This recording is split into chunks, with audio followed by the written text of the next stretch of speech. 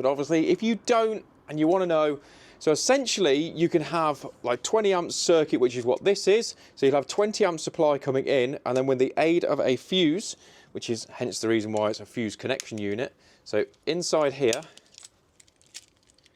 there is a small fuse, and this one is come standard as with a 13 amp, but obviously because of what we're trying to do, we need to downgrade the supply from 20 amps to a 5 amp supply. 3 amp will be more than enough, in fairness, for this light that we've got. We change that fuse, and then that becomes a safe installation because you've downgraded the supply, because that cable, which is only a 1mm cable, is not designed to take 20 amps. And that is why you'd fit a fuse connection unit. Now from here, the boiler doesn't need a 13 amp supply, so that also needs to be downgraded to 3, probably more likely a 5 in here, but a 3 is probably more than enough than what it is. So don't just leave the 13 amp in and think that's okay, but it's because it's not.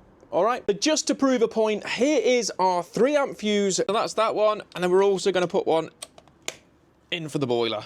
There you go. Like I've said before, I'm not going to be connecting the boiler cable up today because I'm not going to have time to get the board all on and done and dusted. But that essentially is the job in a nutshell. We came up there with a radial, 20 amp, ready for the other supplies, brought it back round this way for the controls, and we are coming up. Here we go. All the clipped along, shoots up that rafter and then straight into the light. So thank you very much for watching. I hope you enjoyed this video, and if you haven't yet subscribed, please make sure you do. The link is in the corner. It's completely free, and let's help the channel grow. And yeah, we'll see you on the next one where I'm changing that board.